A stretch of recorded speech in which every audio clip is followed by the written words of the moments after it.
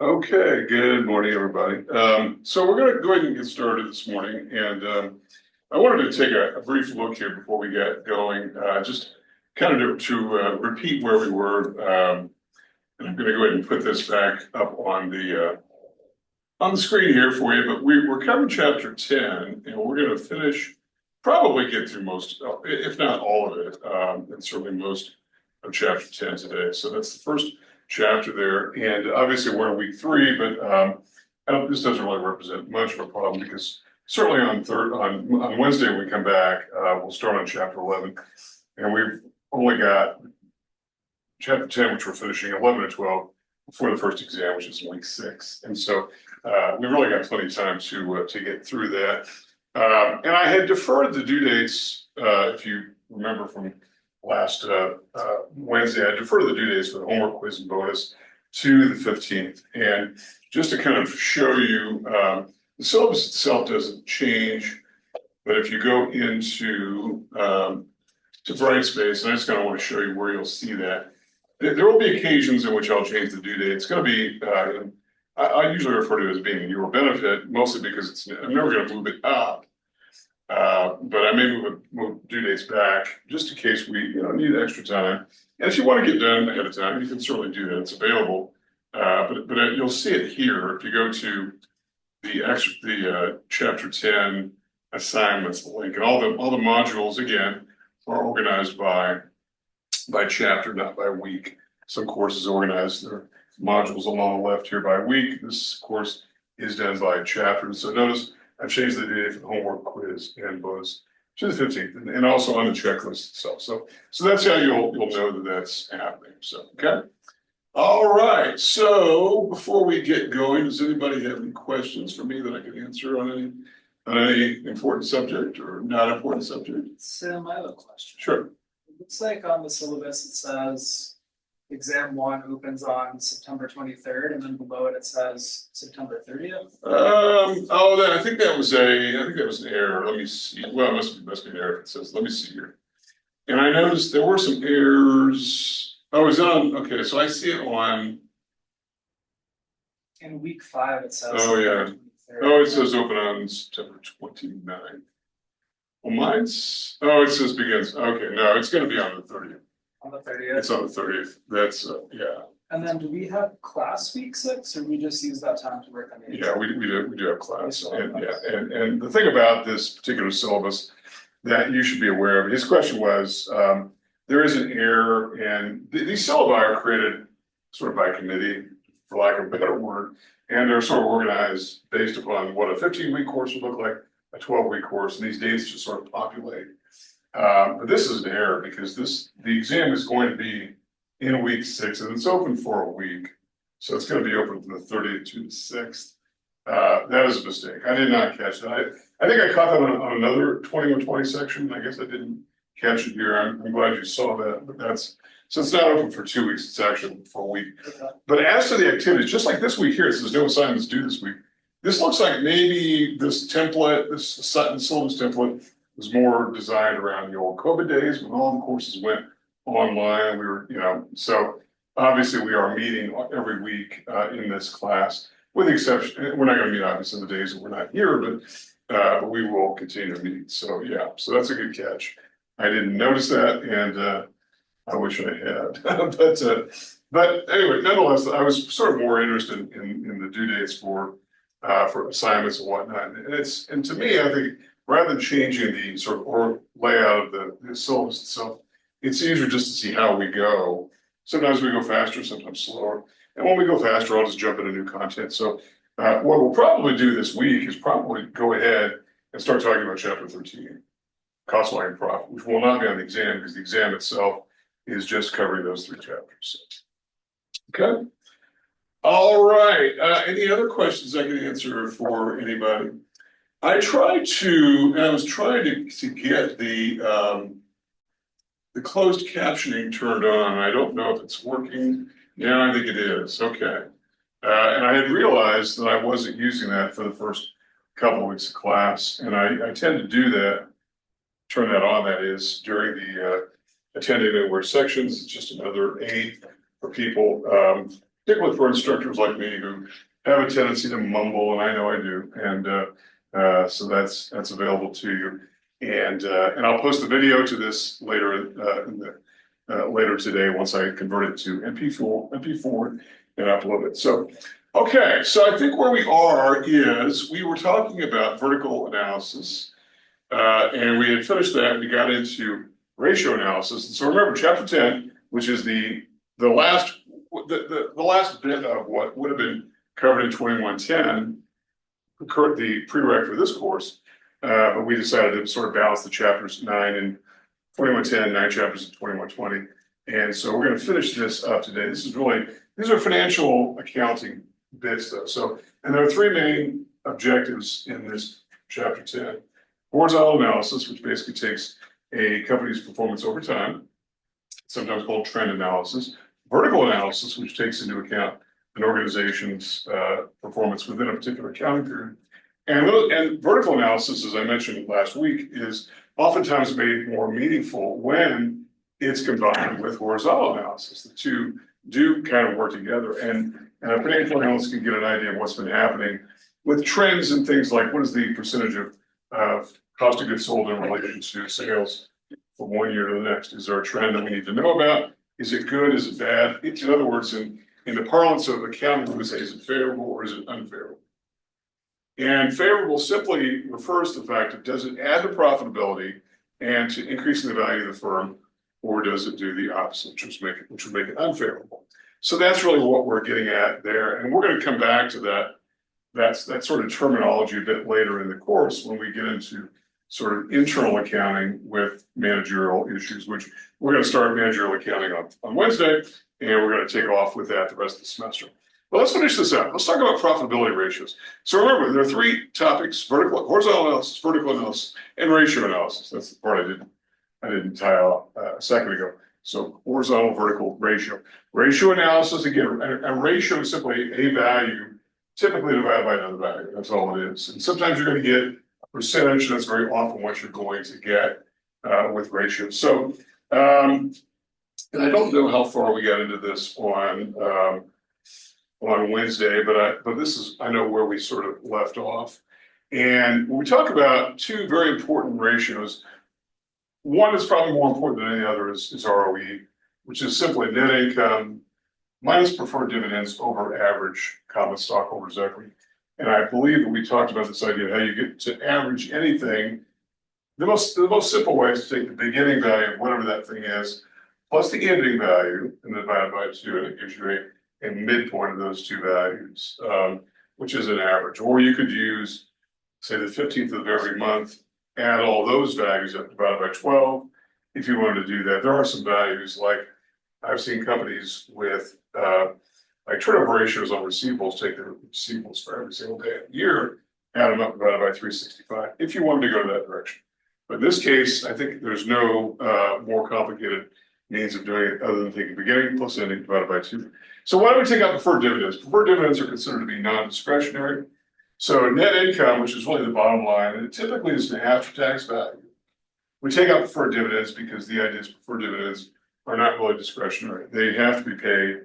If they're, I mean, I don't have to, but if they're not paid, it's generally a sign of real trouble, and companies don't want to telegraph to the world they're unable to service their stockholders, preferred dividends in particular. Commons, and one of the things about common shareholders is if they get a dividend, and not all companies pay a dividend to common stockholders, but if they do, they tend to expect it, and cutting the dividend is usually a very bad move, at least from the stockholder's perspective. And what tends to happen is people dump the stock in droves, stock price falls, companies don't want that. It makes them more attractive to a takeover company, and maybe they don't want that for sure. So what is ROE? ROE is always going to be expressed as a percentage, okay? So ROE is always a percentage, and that's going to be the relationship that is being expressed. Now, what is the proper number for this? I don't know. And I've seen economics textbooks that say somewhere north of 12% is usually acceptable for publicly traded companies, but it's wildly all over the place. One thing that is clear is that it's the same numerator, essentially, except you're not taking out preferred dividends. Although I should say, by the way, analysts can slice and dice these numbers however they want to do it. They can take out preferred dividends, they can take out common dividends, whatever they want to do. But ROA is also going to give you a percentage. The thing to know here is the ROA is going to be less than ROE. Okay, always, always, always. And the reason why is simply the fact that you've got a larger denominator here, average assets as opposed to average stockholders' equity, unless the company has no liabilities, which is probably unlikely. So ROE and ROA. ROE is probably a little more important to most analysts, most users of external financial statements. It basically says for every dollar of ownership, what is the return on those dollars?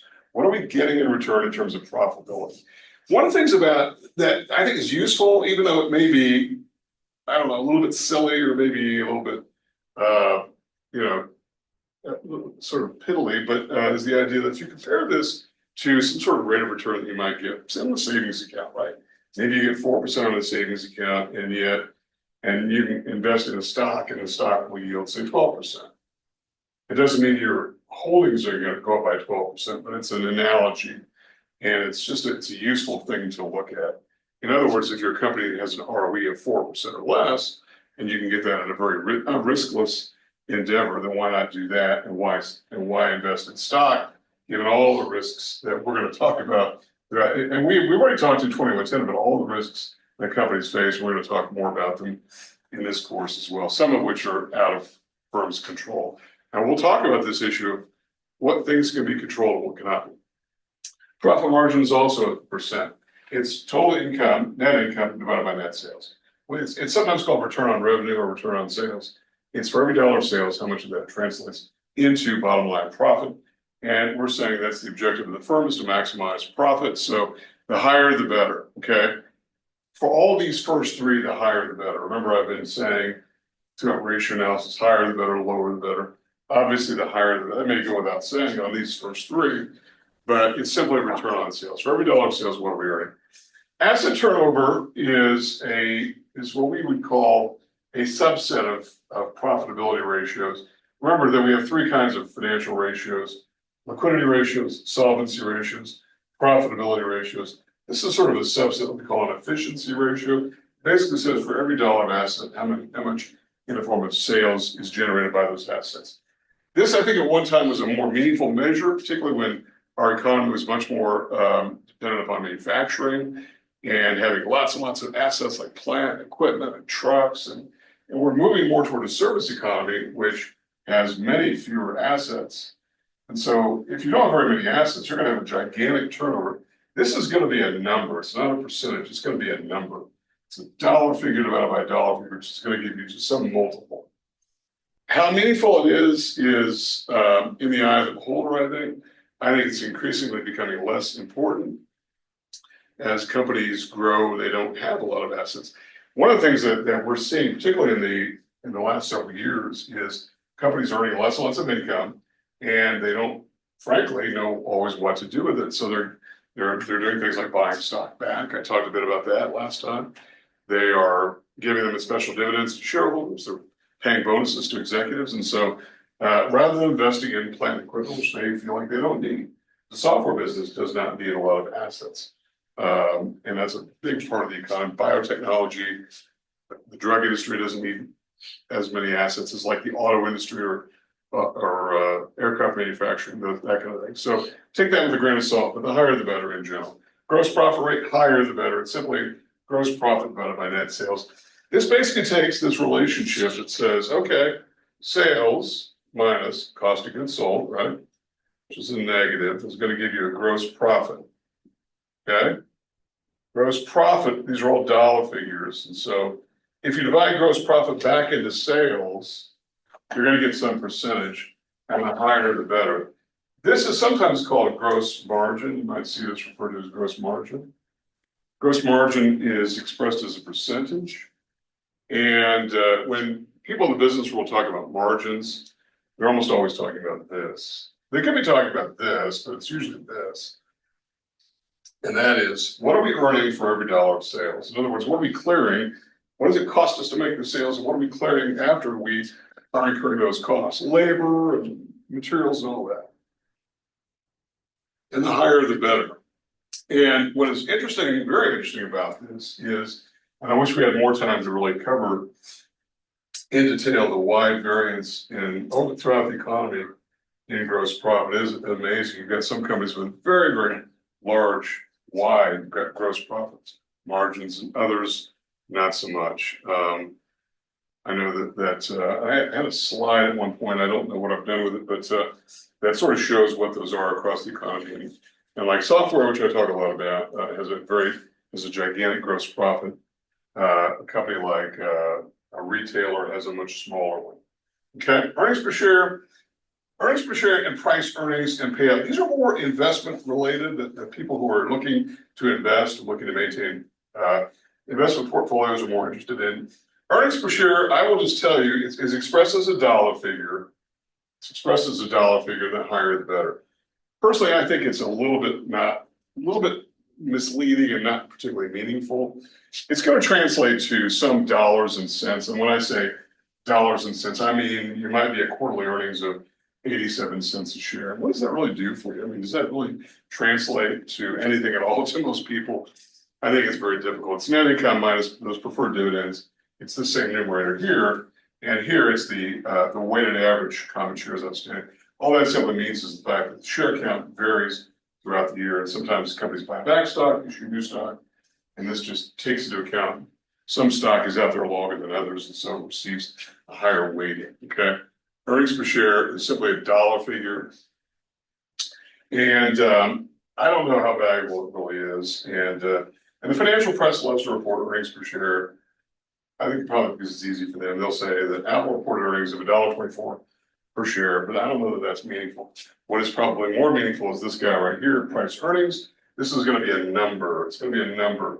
It's going to be market. It's going to be whatever the current price per share is over the earnings per share. It's this. This is where this, in my mind at least, becomes more meaningful.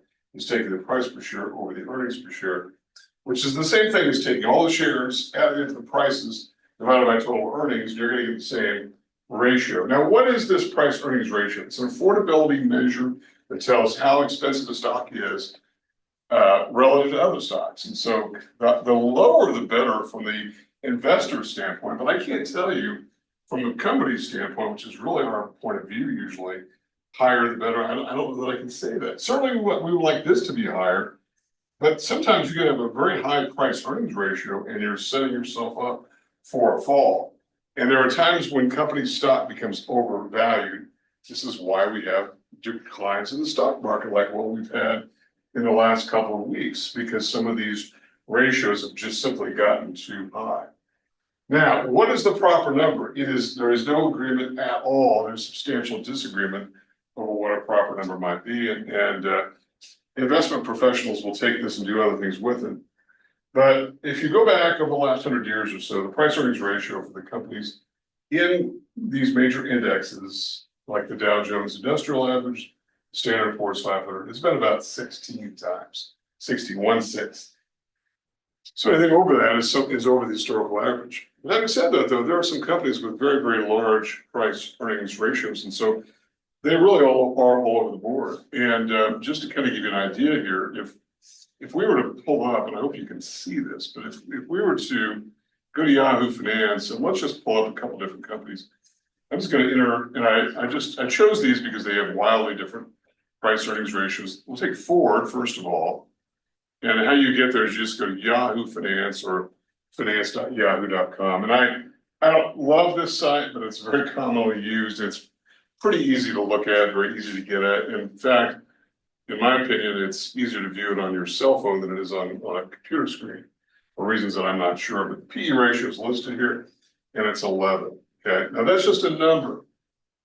And like a lot of numbers everywhere in accounting and finance, what does it mean? Well, it doesn't mean anything just in and of itself. It means something when we apply it to other sorts of relationships. Remember, the long-term historical average of publicly traded companies is 16. So keep that in mind. Ford is a slow growth company. If I had to guess, I would say that I don't know that Ford is even going to exist in 30 years from now. I know that we're moving more toward electric vehicles slowly, a lot more slowly than people thought, and Ford does not seem to be getting it together in that direction at all. And I think they're kind of conflicted as to whether or not they want to go that direction. And it's a conflict that companies like Tesla and even Toyota don't have. All right, that's Ford. That's one example. Let's pick another example here. And and I don't want to spend all day on this, is down investment class, but just to give you an idea how variable these are. IBM, company we all know, has doubled the price earnings ratio. It's 22. Price per share divided by earnings per share is double that, but it's a much faster growing company. Even though it's a very old company, and IBM did not start out as a computer company, as a cloud company, or anything like that, because there was nothing like that when it first existed, but they have been able to adapt. And so shareholders are willing to pay more per dollar of earnings for those shares. It's a little faster going, probably a better managed company, if you want my opinion, but that is only my opinion. And when something's my opinion, I'll just tell you it's my opinion. And finally, again, I don't want to spend all day, is a company called NVIDIA, which if you watch any financial press at all, every single hour of the day on Bloomberg, CNBC, somewhere, they're going to talk about NVIDIA, which is a chip maker that is heavily involved in artificial intelligence, in gaming, in augmented intelligence, all these things. Their PE ratio is 49. It's a much higher multiple, but it is a company that is growing like crazy. And doing what I do for a living and having been in banking for a lot of years, I follow this stuff pretty closely, and I've never seen a company with just stellar growth and prospects and everything.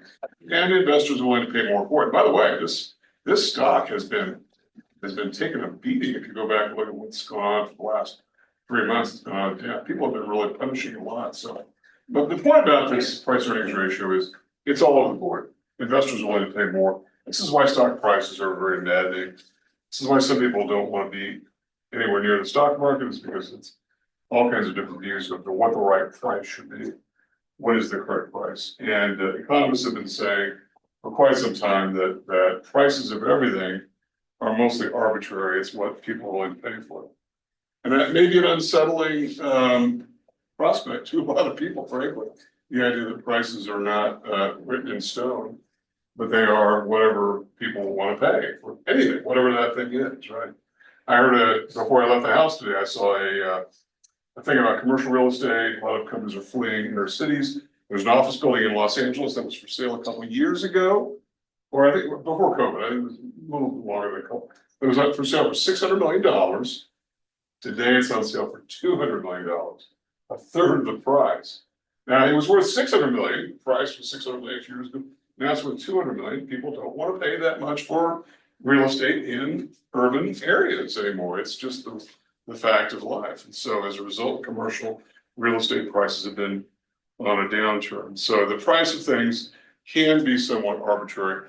By the way, we're going to get to a number of examples in this class about when a company has an opportunity to do a special order at a price, and it may be a price that doesn't make sense, but it will make sense if the company will profit overall. And that's, again, we're going to come back to this idea of profitability being the driver. And the final one here that we're going to cover, and we'll go through a couple things that will sort of move on. And I want to get to some of the problems in the back of the chapter, is payout ratio. And I would say, from the company's point of view, you probably want this to be the lower the better. From an investor's point of view, probably the higher the better. It's simply the dividends are received by common shareholders as a percentage of net income. In other words, how much do we shareholders, if you're an owner of stock, how much of the earnings are getting paid back to us in the form of regular dividends? Most companies pay dividends. If they pay dividends at all, they pay usually on a quarterly basis. There are some exceptions. Some companies pay an annual dividend.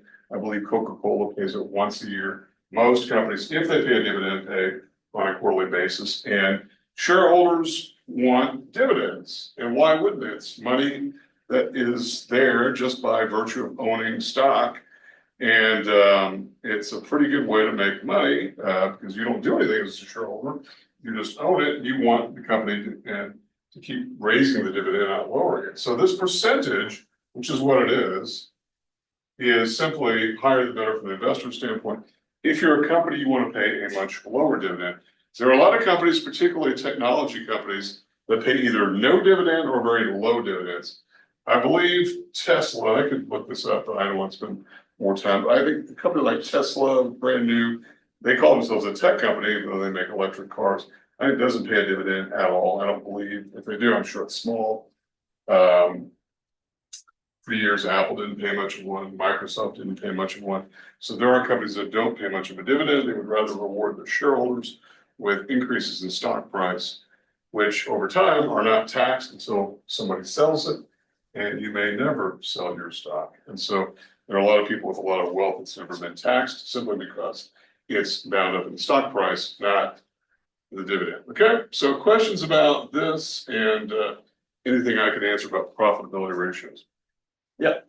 So on the return on common stockholders equity, you mentioned that preferred dividends was non-discretionary. Yeah, the reason it's taken out here, and by the way, this notion of taking it out, some analysts will not take it out and they'll just leave it in because there are occasions in which companies will skip the dividend, even to preferred shareholders, and that's not a great thing, but they'll do it. The reason it's included here is just simply because of the fact it's considered to be non-discretionary. That is, it's one of those expenses.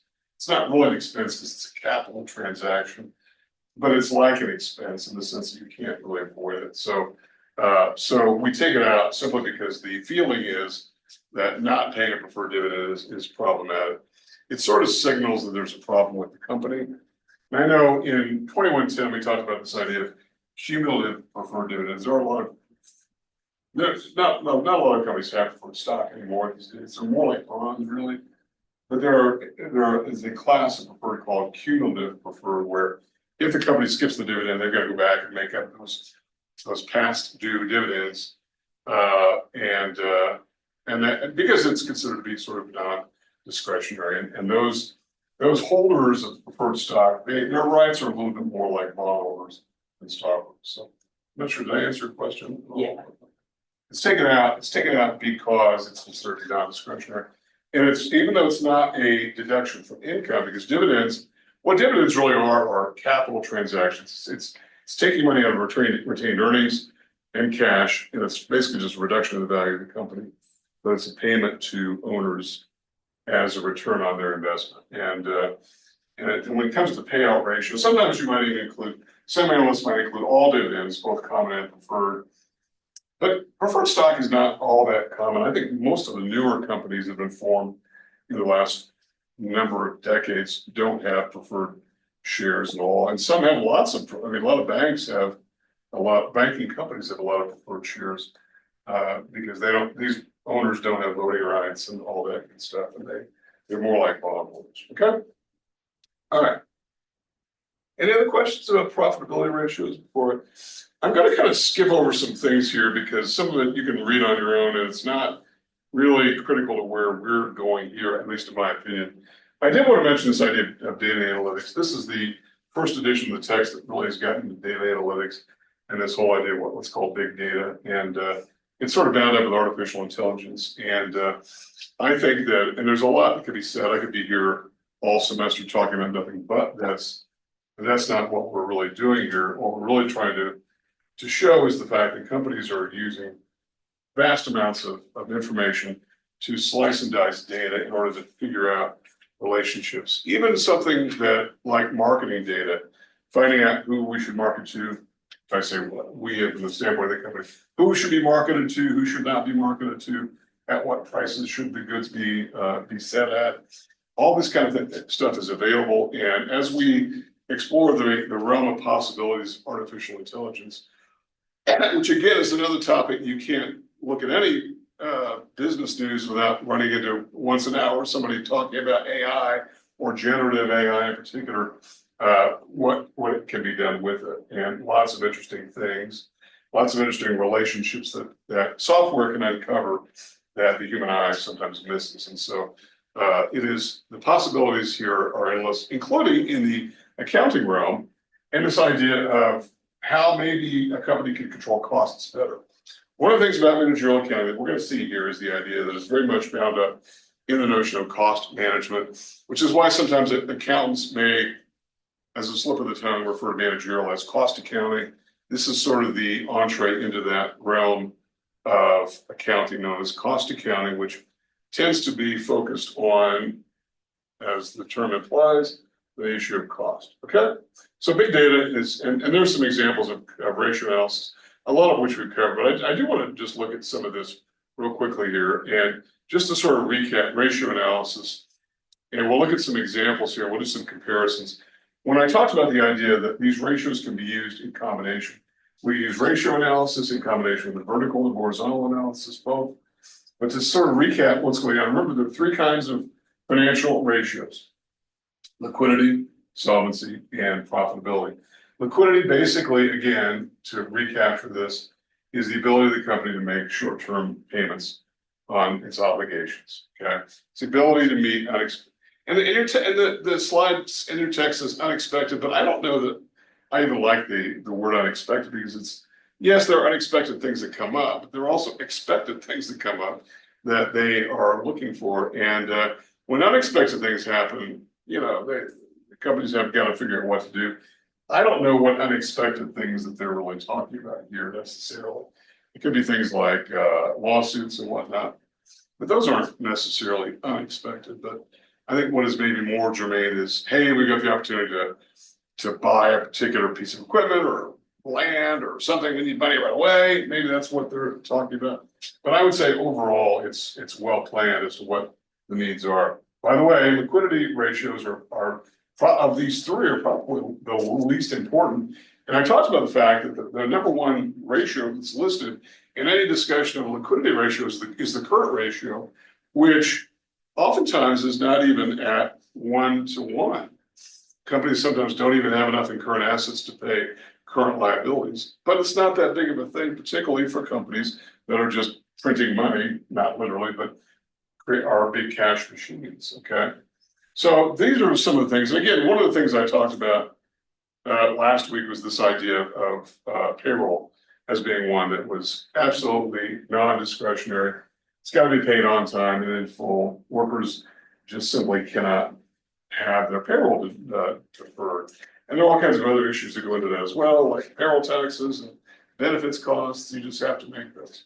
So the current ratio, here's an example. Now this is, obviously these are hypothetical companies, Chicago Cereal and Giant Mills. They don't exist. I actually pulled up some examples in class of General Mills and Kellogg, which was a smaller competitor. But notice this, even though these are hypothetical numbers, this is not that unusual. Chicago Cereal having a current ratio of 0.67 in 2027, which is actually up a little bit from 2026, but it's not, they don't even have 1-to-1 coverage.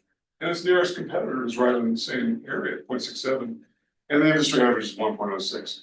I want to say one more thing about industry averages, and I talked a bit about it when we first started discussing ratio analysis, was the idea that a lot of companies will benchmark their own performance against what the industry as a whole is doing. Now, where do these numbers come from? Well, there are a whole bunch of research organizations out there that do this kind of work. They collect this information, they collate it, they present it so that users can access it. Standard & Poor's, Moody's, Dun & Bradstreet, Robert Morris, there are all kinds of different sources for these. And companies will look at, and you may say, all right, we're Chicago Cereal, we've got a very low current ratio as opposed to the industry. Is that good or bad? And I think, again, the numbers themselves don't mean anything until we combine them with others, okay? Another liquidity ratio, accounts receivable turnover. Again, this is the number of times receivables turn over in a given year. The higher the better, and notice in this case, you've got 11 points. You got about 12 for both of these two competitors, and the industry average is about 11, so that's right in line. I would say if I were an external user, I would say that those are pretty good. That's about a turnover about once a month, a 30-day turnover of receivables. That's probably acceptable. And keep in mind that when we talk about accounts receivable in business, we're primarily talking about what are business-to-business transactions. One of the things that when I was in grad school was it was emphasized over and over again to us was the fact that you take a big company, let's just take General Mills or any consumer products company. Their customer is not you and I. We're not really their customer. Their customer is Walmart and the big chain, Target, the big retail chains. That's who the customer is. And they don't write a check to pay for that good when it gets the loading dock. They get invoiced and pay in 30 days or so. And if you divide this number to 365, you're going to get something around 30 days. And so that's probably pretty acceptable. Okay.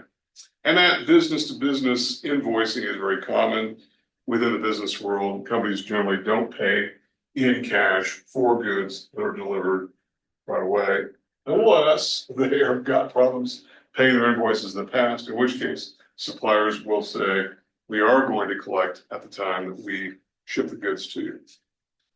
It's not a good place to be if you're the buyer, because you then have to pay your payables much faster. Average collection period, again, about 30 days. All we've done is taken that ratio from the previous screen, divided it into 365, and you get about a 30-day receipt of receivables. Pretty good returns. If it gets bigger, if it grows over time, that would be a concern. There's a slight uptick in Chicago serial between 2026 and 2027. I don't know that it's a huge thing. If this continues to go up, it means receivables are getting slower. That could be an issue. So it's something to keep an eye on. This is why all these ratios can be used with horizontal analysis to see what has gone on over time.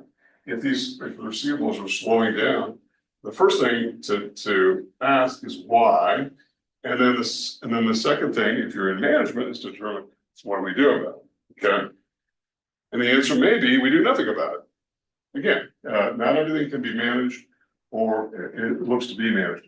Inventory turnover is the very same thing, only here it's cost of goods sold divided by inventory. That's the cost of the stuff we're selling divided by the average inventory, beginning inventory plus ending inventory divided by 2, and that's the denominator here. You get a 7.5 turnover. It means that inventory turns over about 7.5 times. Notice that turnover is slowed down a little bit. That's probably not great, but it is higher than the industry average, so that's not too bad. Okay, again, looking at industry averages as benchmarks and also horizontal analysis seems to make some sense. A day's inventory simply takes this figure to the right, divided into 365, and it basically says how long, it's an estimate of how long inventory on average is sitting around and not moving, and how long do you have it in stock. That's a pretty long turnover period. It seems like there's been a trend in the business world in the last many years now to reduce this dramatically, and there's something called zero-based budgeting, which zero-based inventory, which tries to get inventories down to as low a level as possible. And one of those is something called just-in-time. That is, as soon as inventory is in, it's out, and it's processed very quickly, and that's easier said than done because inventory does sit around, unfortunately. Okay, solvency ratios, again, the idea is to be able to make payments of long-term obligations. Okay, debt to assets is one of those ratios, and I won't go through all these with a fine-tooth comb, but just to kind of be aware that these exist. Debt to assets ratio is simply what we would call a leverage ratio, and notice that Chicago Serial has got quite a lot more debt in relation to total assets than its competitor, and the industry average itself is that, but it's come down from 2026 to 2027. We say the lower the better generally, but we don't want to be misleading and say that a company could do without debt, because that's not realistic, quite frankly. Okay, so that's a debt to assets ratio, and times interest earned is just one of those, what we would call a coverage ratio. The reason you add interest expense back into net income, as well as income tax expense back into net income, is because it's already been taken out. To cover interest expense, you're going to take all the cash that comes in, but you have to include interest expense and income tax, because it's already, this figure of net income has already gotten these taken out. So you got to put them back in order to arrive at what is the amount that I have in net income in relation to interest expense. It's just simply a ratio, it's a number. 6 times roughly that Chicago Serial has to cover just its interest expense. Remember, it's a solvency issue. You pay debts over a long term, and at minimum, companies need to service, that is, pay interest. Principal, it depends on how it's structured, but at minimum, you've got to be able to pay interest. Otherwise, creditors, that is, people who hold debts, can enforce their legal rights, and that's not a good thing. So, okay, so that's the times interest earned.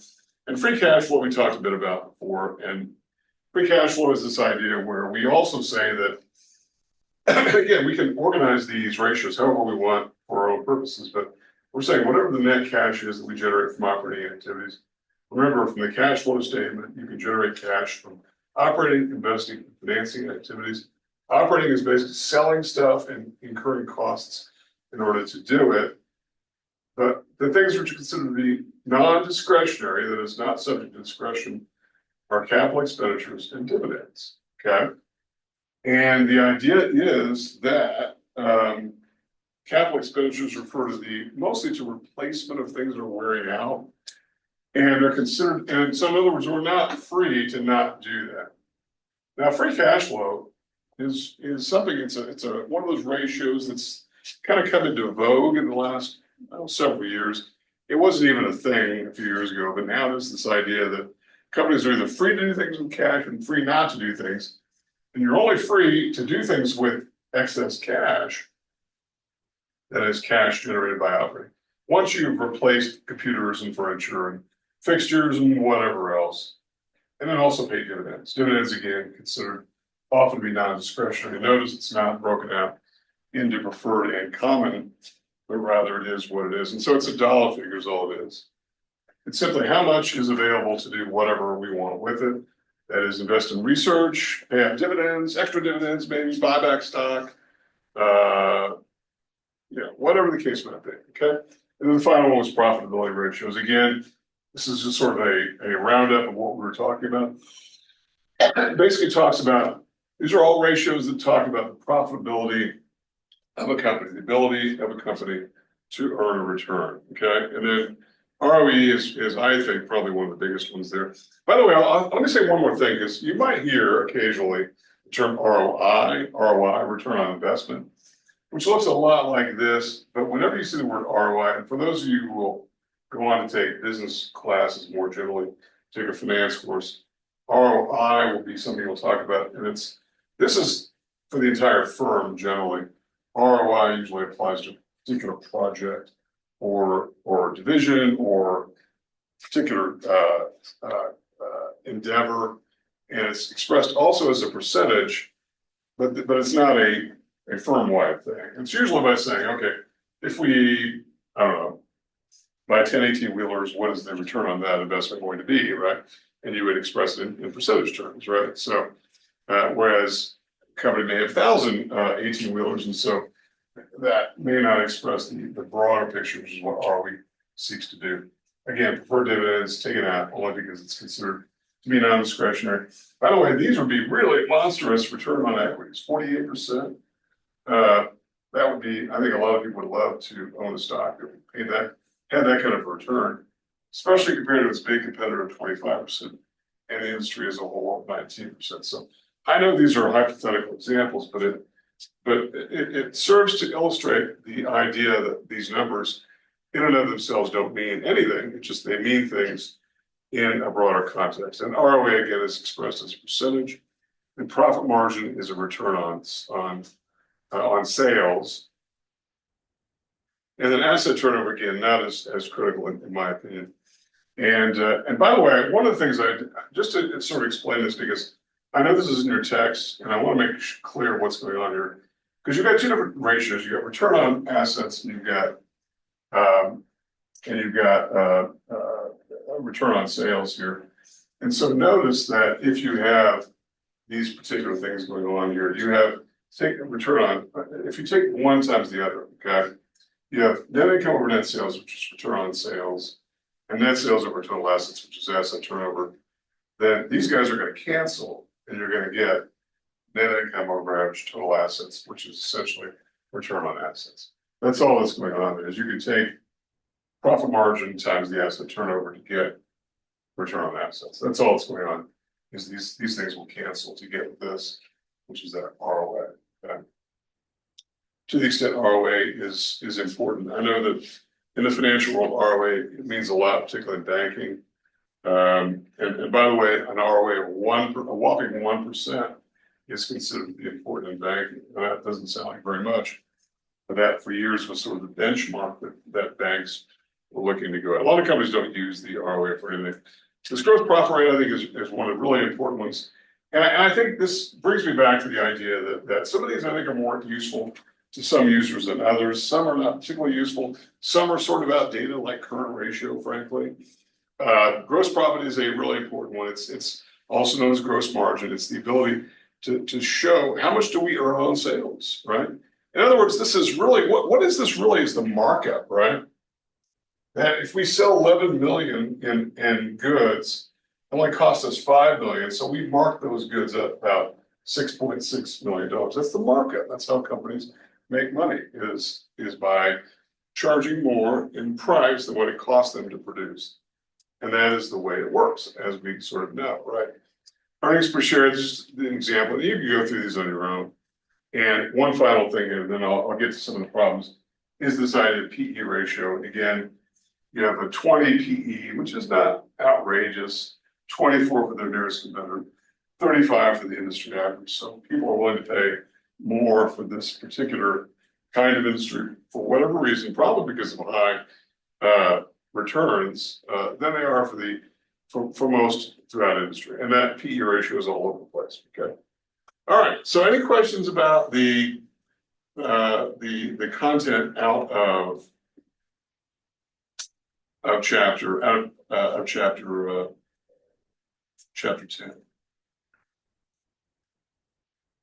Okay, I've got questions. go ahead. Yeah. Oh, I'm sorry, I didn't see it. For the days in inventory on the liquidity, within the industry, does that more commonly measure like how often it leaves the warehouse or how often it leaves the shelf? It's whether it's booked in inventory, really. Now, you can, if you wanted to use that measure and say, and by the way, and we're gonna get, it's a good question because we're gonna get to different categories of inventory a bit later, because you could just be looking at finished goods only, okay? Okay. Because raw materials may sit around for a long time. So, and raw materials, even though they're part of inventory, you may exclude those if you want to, okay? So you can slice and dice that however you really want to. And you can say, let's just take finished goods only, or finished goods that are ready to go. They're in the warehouse. They're ready to be picked up on a forklift and put on a truck, that kind. So you can do that however you want to do. In general, if you're talking about these measures of inventory, you're probably just taking the entire inventory figure. And the logic of that, which includes raw materials, goods in process, and finished goods. The idea being that inventory itself is problematic. We want it to move faster as opposed to slower, fewer days on our premises, the better, all that kind of thing. So did I answer your question right? Sort of, I guess it's just which do companies measure more like, is it company by company?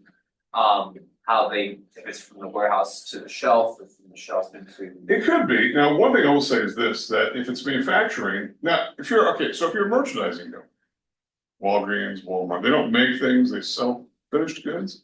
So there, it's not really much of a discussion as to whether or not we use raw materials. Walmart, Walgreens, Target, they don't have raw materials, and so they would do finished goods.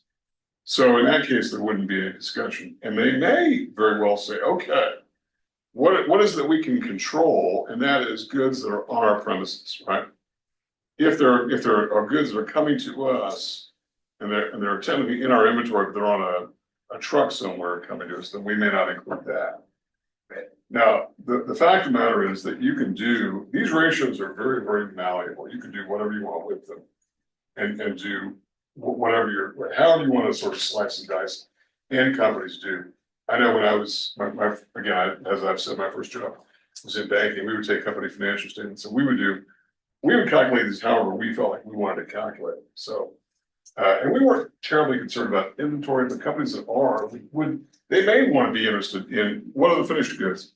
What is the turnover of finished goods? We can't really do much about raw materials, but finished goods maybe we want to control. Or goods are really ready to be shipped out the door. Maybe that's the kind of thing. So you could compute it in any number of ways you really wanted to do it. I know it sounds like I'm not really giving sounds like I'm not trying to answer a question. I hope that's not what I'm. No, I understand what you're saying. But there are a lot of different ways that you can do it. It's a good question, and it sort of then will lead us to other areas, I think, as we get into dealing with inventory in particular, because inventory itself is a complicated question. And particularly in a manufacturing context where you have raw materials that you've got to account for, and you've got this large category, sometimes large category of goods that are in process but are not done, and they're still called inventory, right? And if you take a company like Boeing, for instance, I mean, Boeing, I don't know how long it takes to make a 737, but I'm guessing a long time. That's a lot of inventory sitting around. And is it turning quickly? And can you make it turn quickly? Is it even relevant or desirable to measure? I don't know. Okay, I don't know. And if your company doesn't deal with any inventory at all, it's completely irrelevant. And one of the trends that we're seeing in the business world have been for a while is a move towards service industries that are growing much faster than any industry that deals with inventory. And one of the reasons why is because they avoid all the problems with inventory. And when I say problems, I mean some of the more complicated issues in accounting are those dealing with inventory, frankly. So, okay, it's a long-winded, sound like a lawyer there, giving you a little more detail, but it's just to kind of give you an idea of the complicating factors behind some of that.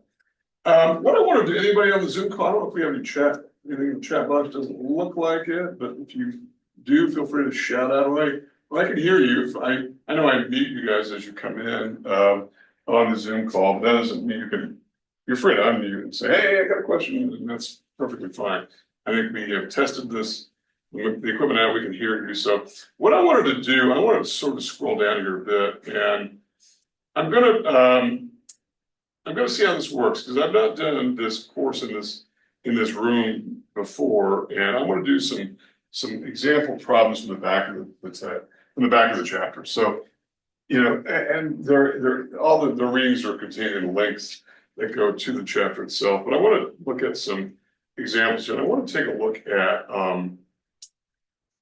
some of the multiple choice. I want to go to this one here, number 13.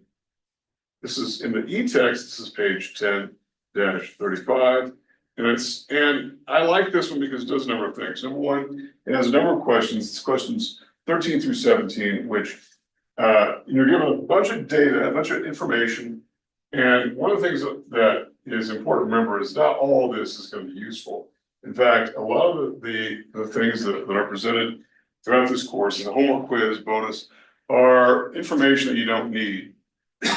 And I know sometimes people run down the rabbit hole saying, well, I must have to use this because it's part of the question. Why would they have it if it's not there? And it's there to mislead you, frankly. That's kind of what it is. And it's not because they're trying to be tricky or deceptive or whatever. It's the fact it's trying to get people to think about the idea of sorting through information, identifying what's necessary, omitting what's not necessary. Accounting is really not about math. It's more about being organized and determining and reporting relationships. That's really all it really is uncovering things. It's part investigator, it's part journalist, it's reporting information, okay? So let's take a look at number 13 through 17. So you're given some inventory or some information regarding 2027 in this column, 2026 in this column. And the first question it's asking here is compute days in inventory, and then it's the current ratio, and then it's profit margin. And I think I did not do 17 here, and then compute return on equity. So I'm going to do these on the board here, and hopefully you guys can see this on the.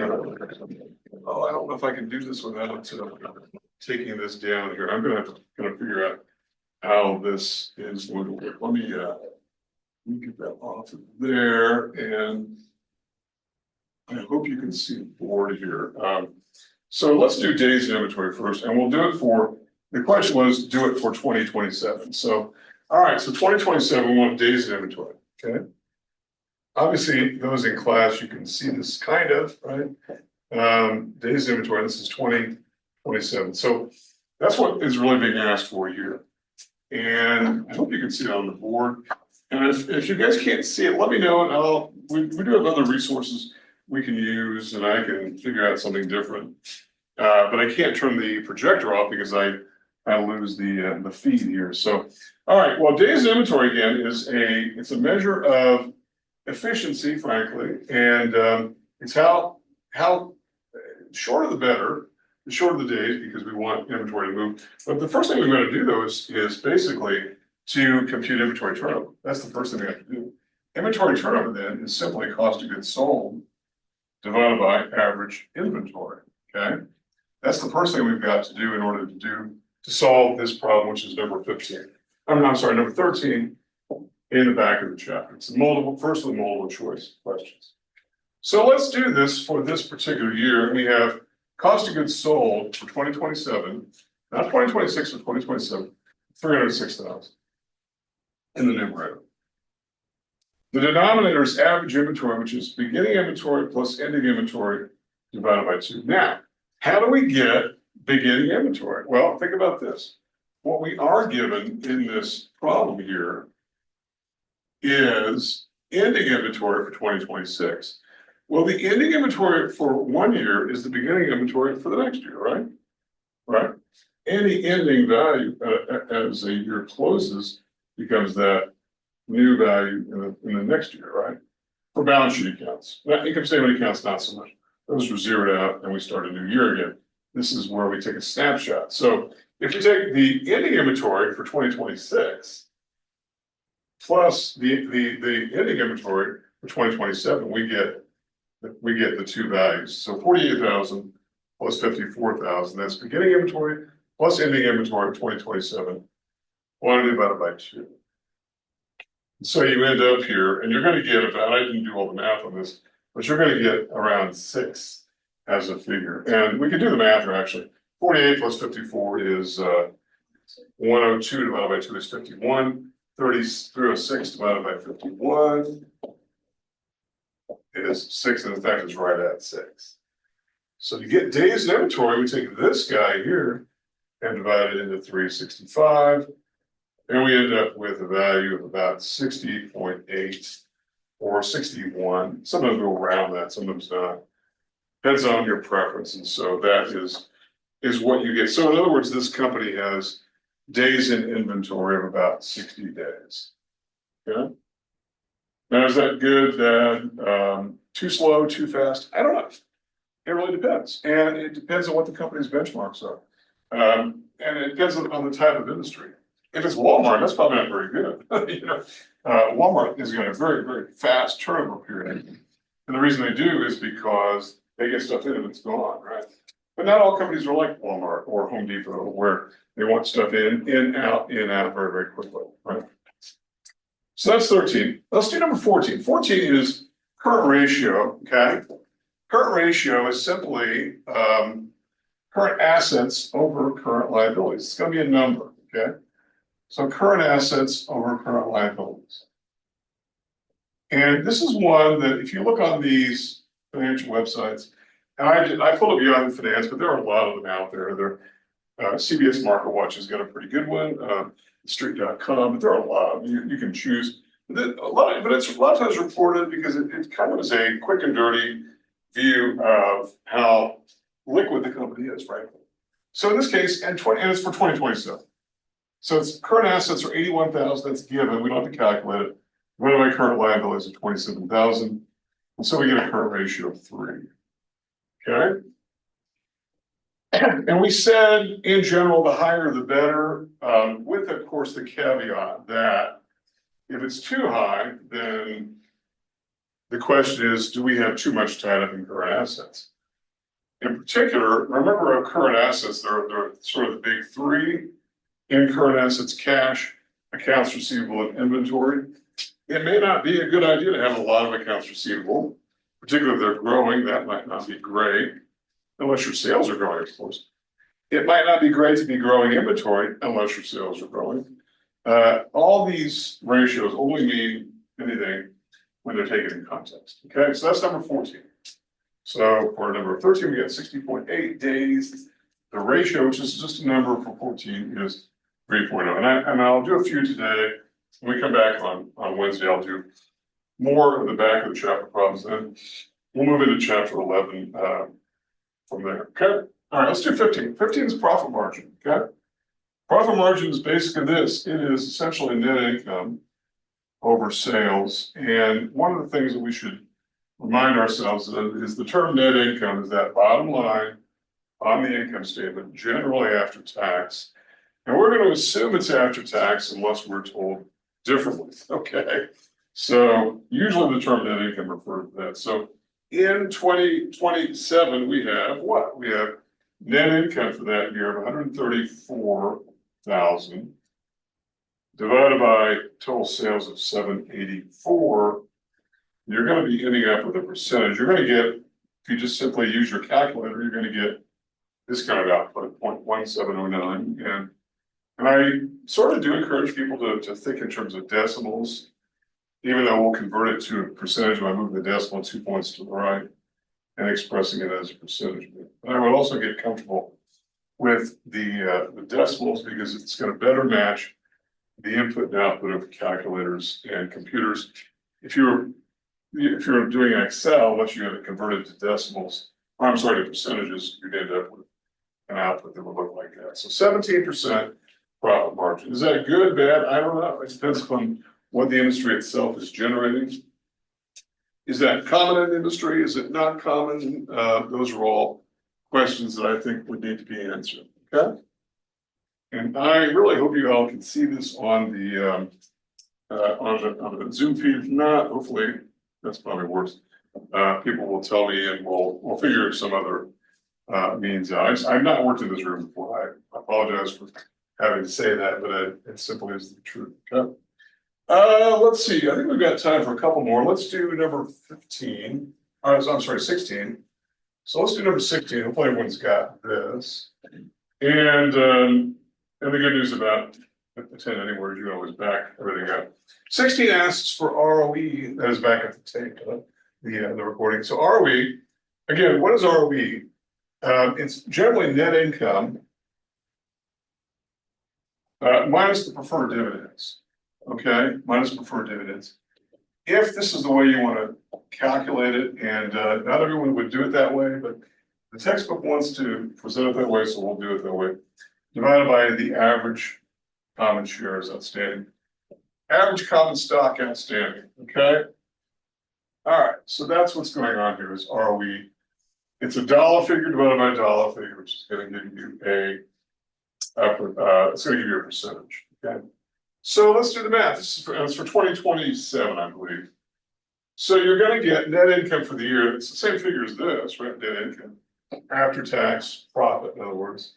So it's 134,000 net income minus preferred dividends. If there are preferred dividends, if there aren't, then this is simply minus 0. So, all right. So that's the numerator, 134 minus 4.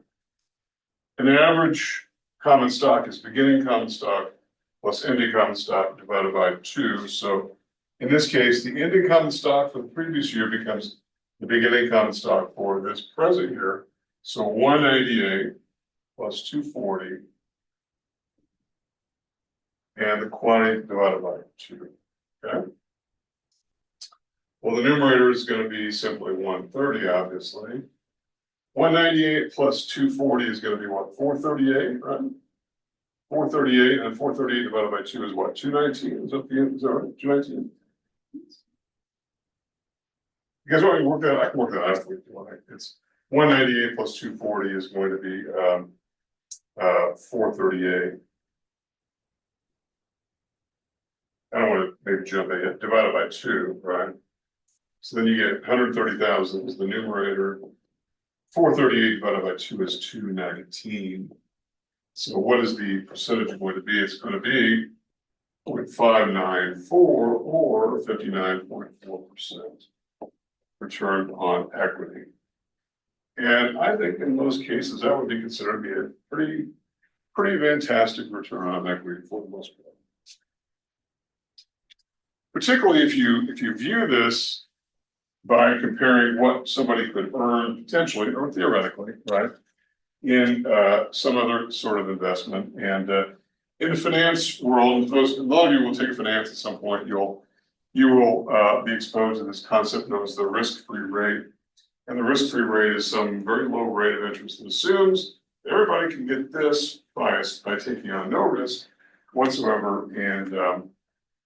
And from there, every rate is theoretically built upwards because there is risk inherent pretty much everywhere in accounting and finance. Okay, so we got about 4 minutes. I don't think I have time to do another one. I was gonna do one, actually, let me wait on it, because I just don't think I'm gonna have time to do it in the time I've got. Although, what time is it? What, I have, oh, I guess we have 7 minutes. Maybe I do, maybe I have time. So I think the clock is a little fast, so I know I look at the clock a lot, and people always wonder when I'm staring at the clock, but I think the clock is a little fast. Let me do one, and it's gonna be I'll pick up the back half of this on Wednesday, and it's, brief exercise 10-4. So let me just kind of show you where that is. It's brief exercise 10-4, and that first question deals with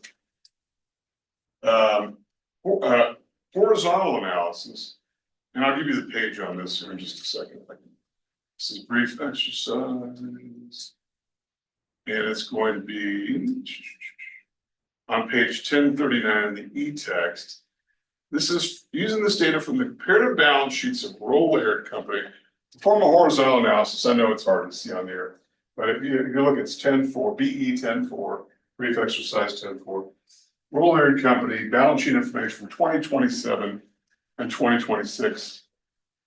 And they want us to do a brief horizontal analysis. And so all we're doing here in 10-4, and we'll pick this up, and then 10-5 wants a vertical analysis. So just know this is going to sort of go together. And we're just pulling out selected balance sheet data, accounts receivable, and they're expressed net, that is net of, remember, uncollectible accounts, it's estimate for doubtful accounts. There's accounts receivable, there's inventory, and then we have total assets. So, and obviously this is not a balance sheet, and there are more categories on this. And then we've got 12/31 of 27 and 12/31 of 26. Let's just say 2027, 2026. And then the key thing is the increase or decrease, okay, which is and it's going to be expressed in either dollar figures or percentages or both. So here's what we've got. Let's just sort of copy the information. For 2027, 460 for receivables, 780 for inventory, total assets 3,164,000. This is not the entire left side of the balance sheet because those don't add up. So, all right, for 2026, it's just selected values, 400,000, 650, and 2,800,000. I got these scrunched in here too closely, don't I? And I hope you're able to see these. So for 2020, and all I'm doing is simply copying this 400,000 from the problem, 400,000, 650 for inventory, and total assets of 2,800,000. All right. Well, this goes fairly quickly here. The percentage change is either an increase or decrease. Okay. And we're going to express it in dollars and percentages. All right, well, between 2027 and 2026, we had an increase of 60,000 in accounts receivable. The math is easy, 400 and 460. In inventory, it's gone up by 130,000. That's easy. And for total assets, 364,000. Where this may become more meaningful is taking the percentage change, and remember, the percentage change in anything is always this formula, the new value minus the old value over the old value. New minus old over old, always, always, always. And it's going to give you a percentage change. So whenever you have a percentage change, which, you know, we usually refer to as percentage change in something, in this case, it's going to be accounts receivable.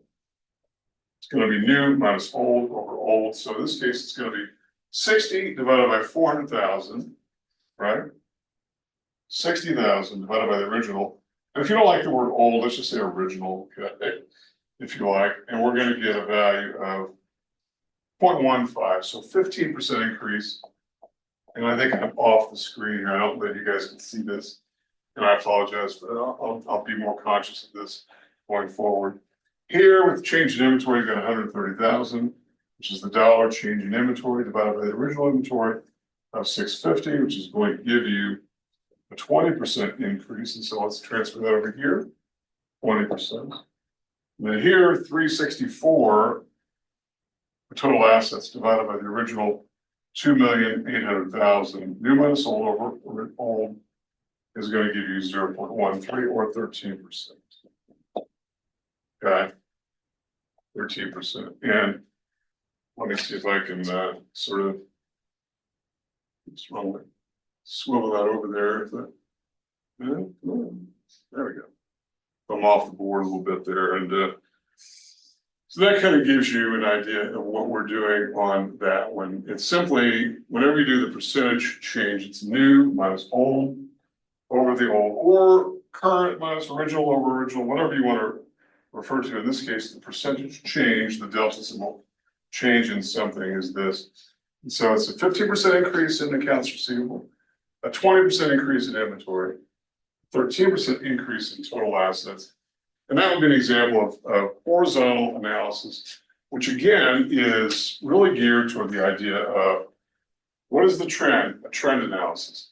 There's a growth in assets. Is that a good thing? Well, maybe it may be a good thing, but again, none of these values make all that much sense unless we compare them to other things like competitors, against the industry as a whole. All these are useful.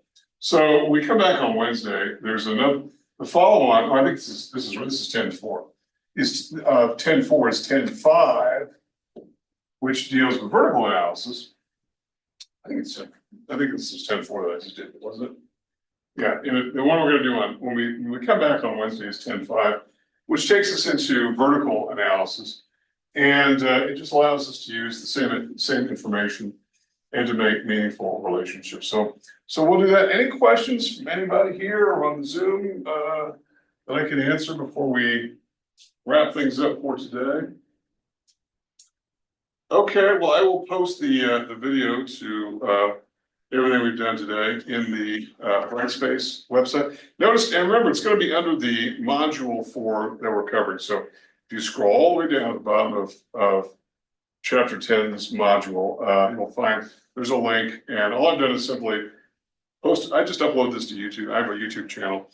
I just upload it to YouTube. You just click and view it and stop, rewind, whatever you want to do. And it's going to be there forever. So you can look at it from there. Okay. All right. Well, we'll continue this, and we'll wrap up chapter 10 on Wednesday, and then we'll start to get into chapter 11. If you have questions in the meantime, please let me know. I am available all day. See you Wednesday. Reasonable.